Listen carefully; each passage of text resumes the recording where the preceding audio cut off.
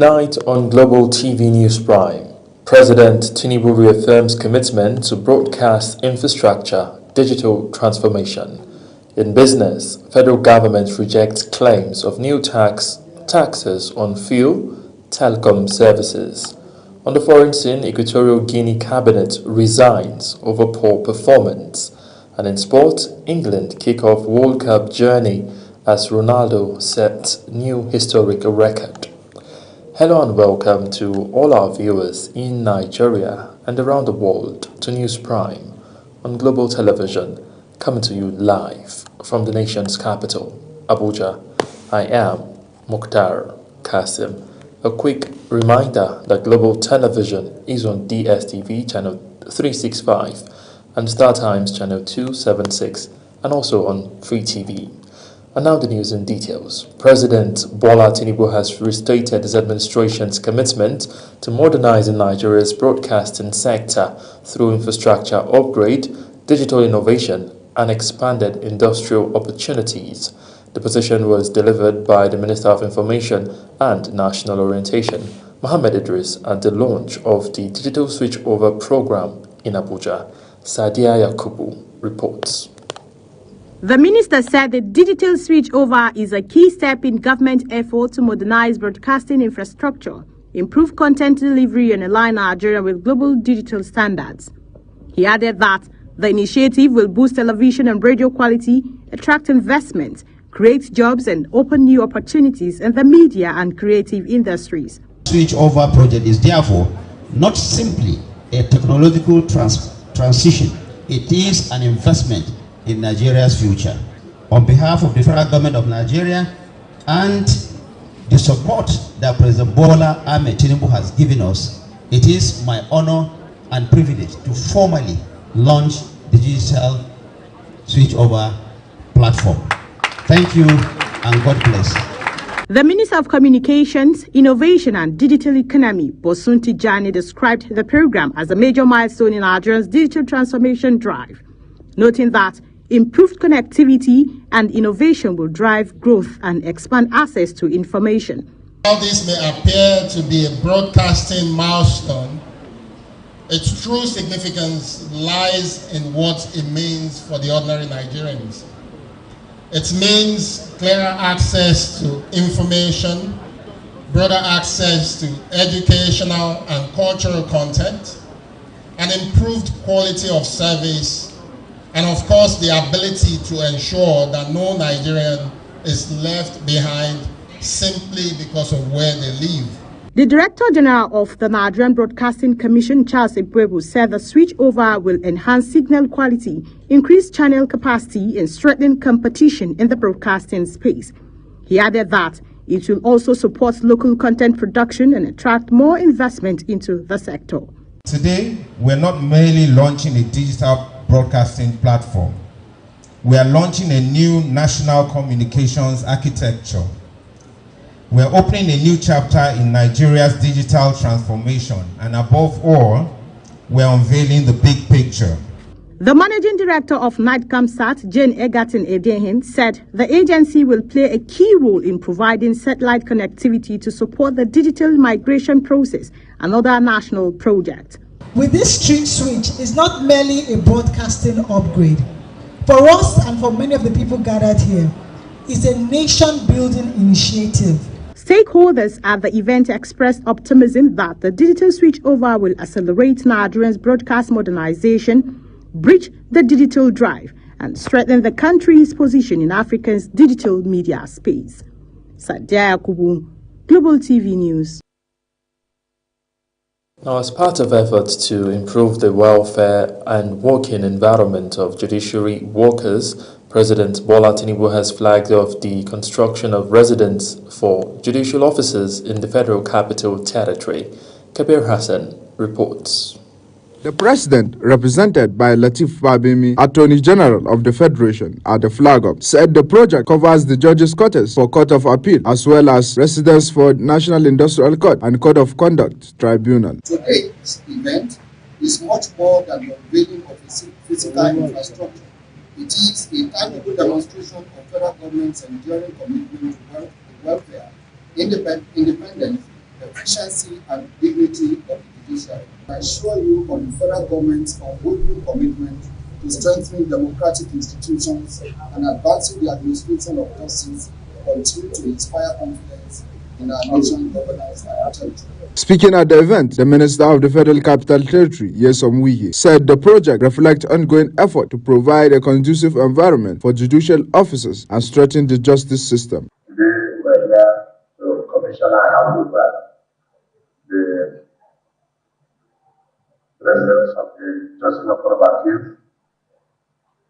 While we hand over what they do is under our responsibility. Luckily, we are giving them their CFO, so we are giving them their CFO.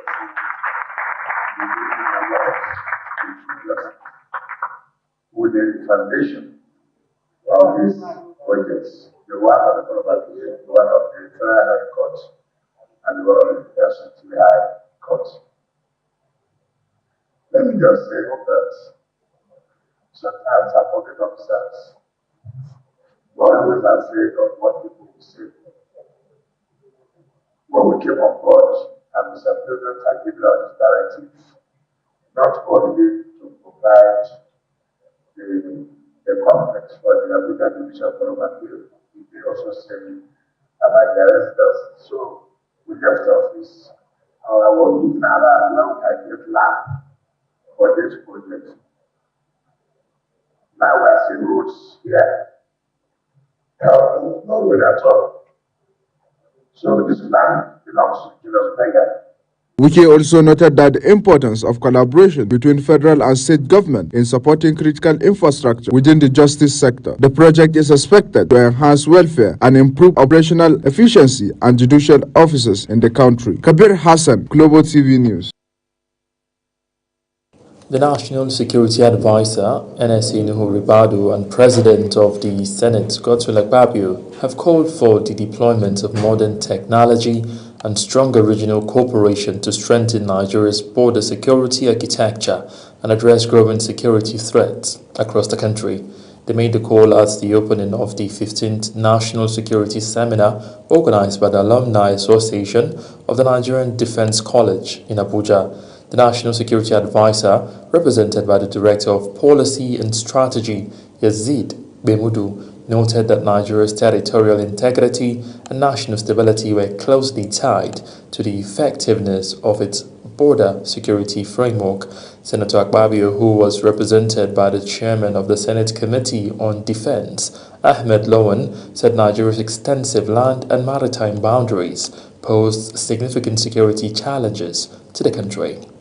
Meanwhile, the Senate has suspended its ongoing legislative recess and summoned lawmakers for an emergency plenary session to address pressing national issues, particularly the rising insecurity across the country. In a notice signed by the Clerk of the Senate, Emmanuel Odo, senators were directed to reconvene at the National Assembly complex in Abuja. The notice, issued on the directive of the President of the Senate, Godswill Akpabio, said that emergency sitting was necessitated by matters of urgent national importance requiring legislative attention. Meanwhile, the Minority Caucus of the House of Representatives has called on President Bola Tinubu to suspend all activities related to the 2027 elections and instead announce a 6-month national security and economic recovery plan to address the country's growing challenges. Minority Leader of the House, Fred Agbedi, said Nigeria is facing worsening insecurity, kidnappings, killings, and economic hardship, accusing the administration of prioritizing political calculations ahead of the citizens' welfare and safety. The caucus also cited the death of retired Major General Rabi Abubakar in captivity and the continued abduction of school children in Oyo State as evidence of what it described as a failing security architecture requiring urgent intervention.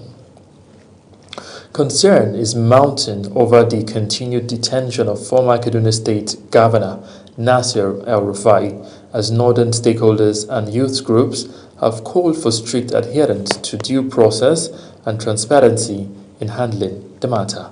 Samuel Odi reports.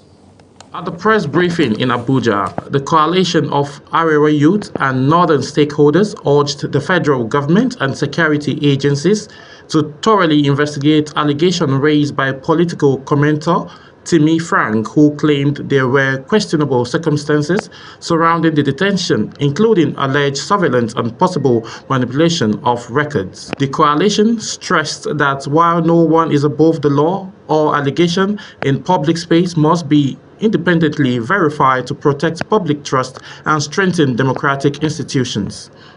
The convener of the group, Ibrahim Sanusi, warned that the growing controversy could deepen political tension if not properly managed, and called for calm while the rule of law takes its course. We only demand that he should be treated like every other citizens, with fairness, with respect for the law, and with the presumption of his innocence, as the Constitution of Nigeria guaranteed.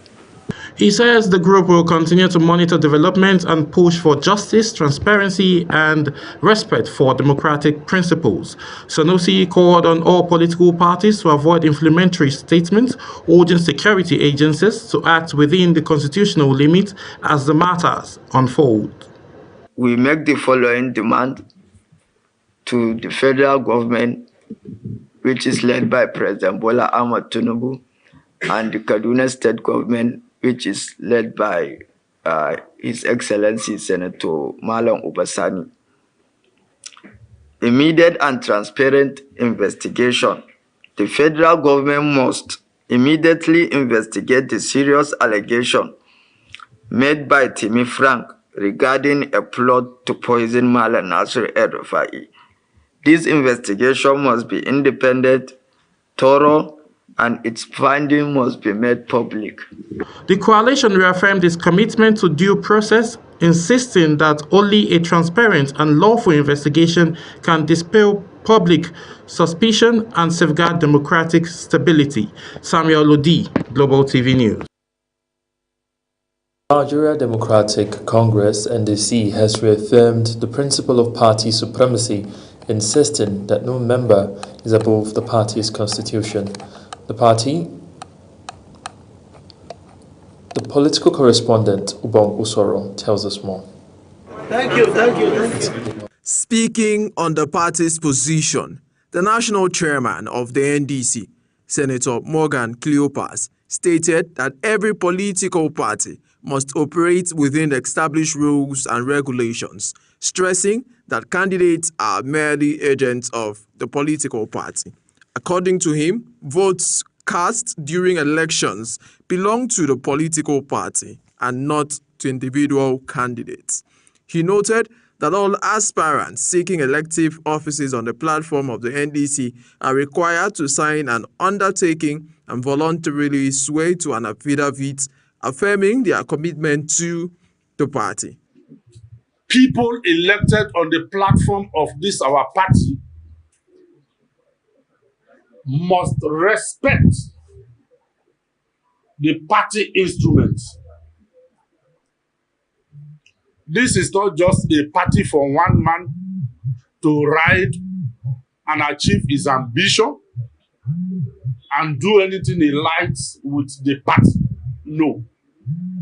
The National Legal Advisor of the party, Barrister Reuben Ekwokwa, explained that the requirement applies to all candidates irrespective of the office being contested, whether president, governor, or any other elective position.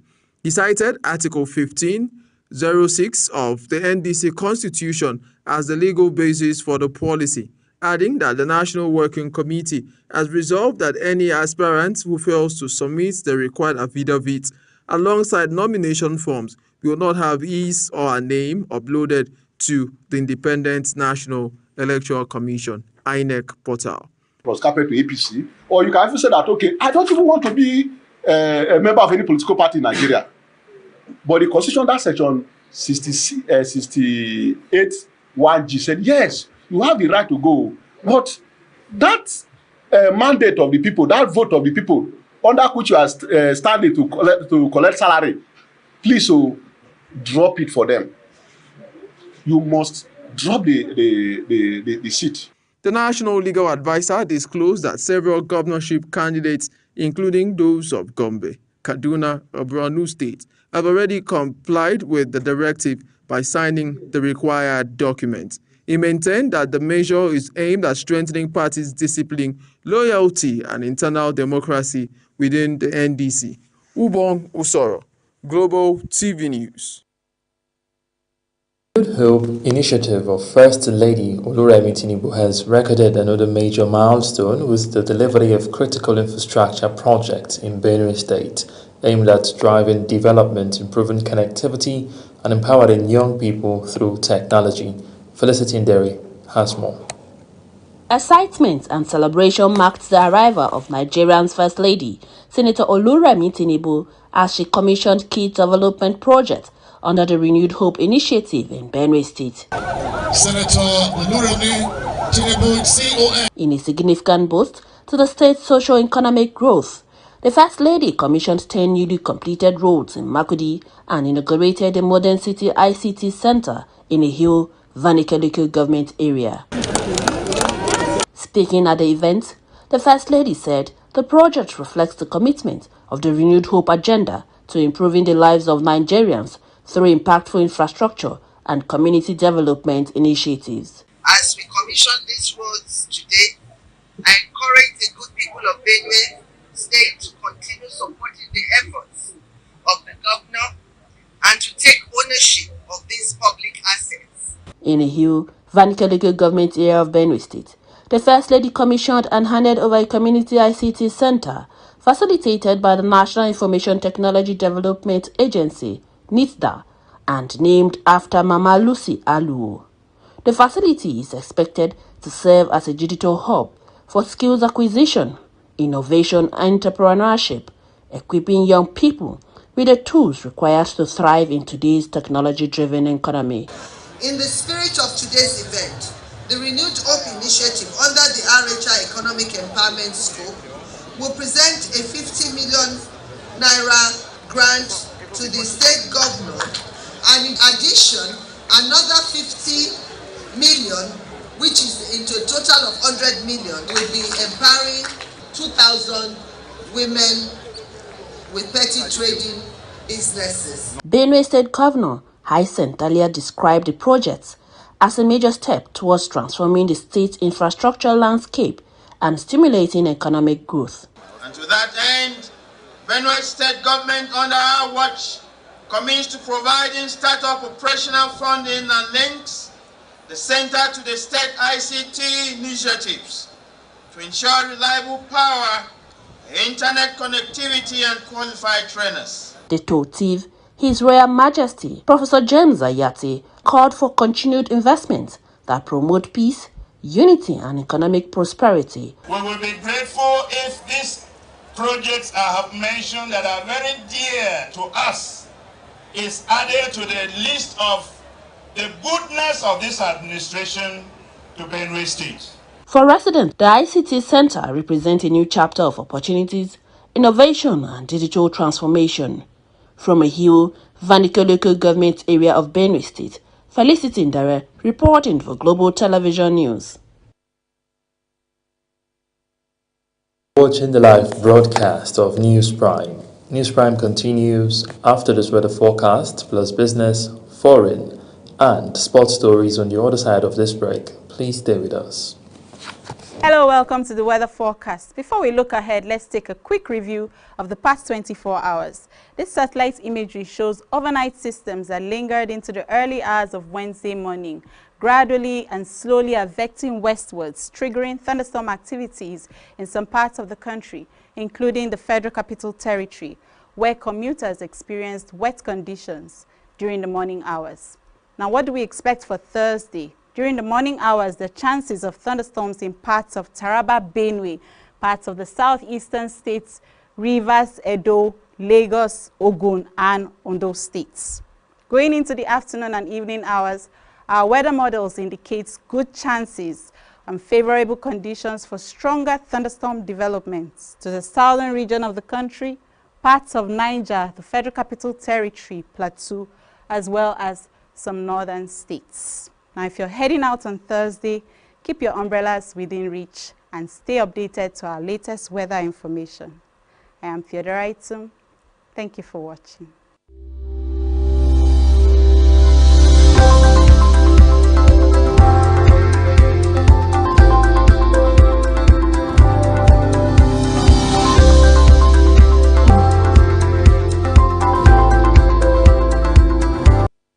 You're welcome back from that break. And now to business, where the federal government has dismissed reports that the current new tax system will be brought to the country. Minister of Finance made this known in a statement. We're now going on a quick short break. We'll be back. Stay tuned.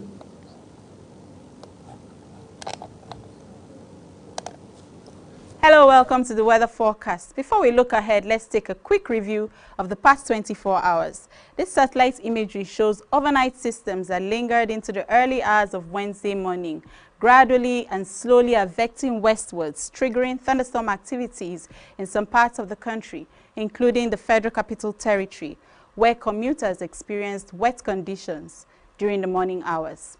Now, what do we expect for Thursday? During the morning,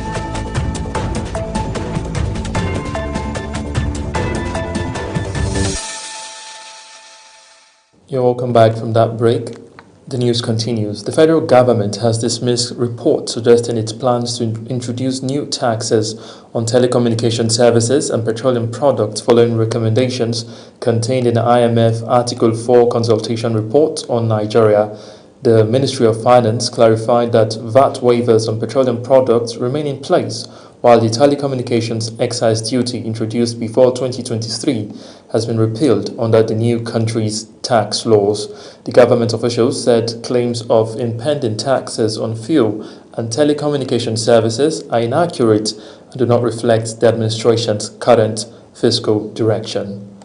Meanwhile, the Nigerian Labour Congress and the Trade Union Congress says they will start negotiations with the federal government over a new national minimum wage, warning that workers can no longer continue to cope with the rising living costs as inflation continues to erode real incomes. The unions are pushing for what they describe as a genuine living wage to replace the current framework, which they say no longer reflects Nigeria's economic realities, particularly sharp increases in food, transport, housing, and healthcare costs. The position was contained in a joint statement delivered at the 114th International Labour Conference in Geneva, where the unions also rejected any proposal to tax the minimum wage or impose additional fiscal burden on low-income earners.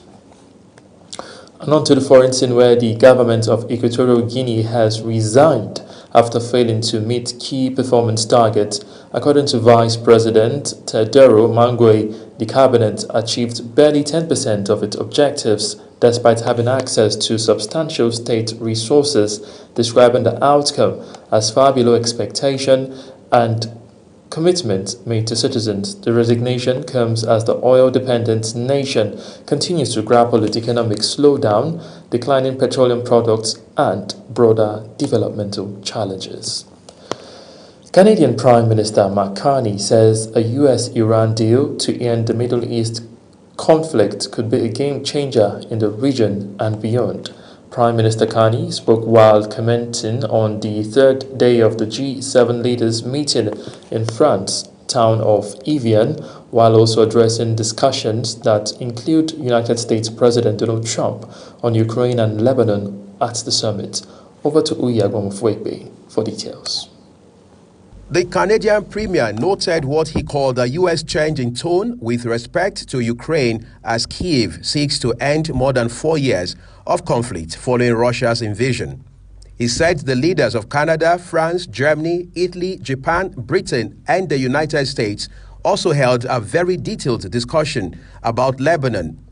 The talks on a final U.S.-Iran settlement to end the conflict, triggered by the February 28 U.S.-Israeli strikes on Tehran, are set to begin Friday immediately after the signing of the accord in Switzerland and continue over a 60-day window to flesh out its details. It's a possibility of game changer, and I referenced the discussions we had on Ukraine, on Lebanon, and the change in tone with respect to Ukraine, the change in orientation, a more realistic, in our view, expectation of where this war was going to go, and the position against Russia, the tightening of sanctions against Russia, the ability to provide additional defensive support for Ukraine, which was discussed in some detail. However, fresh Israel strikes on alleged Iran-backed Hezbollah sites in the south of Lebanon have dented the optimism surrounding the deal, a development that Carney acknowledges with certainty.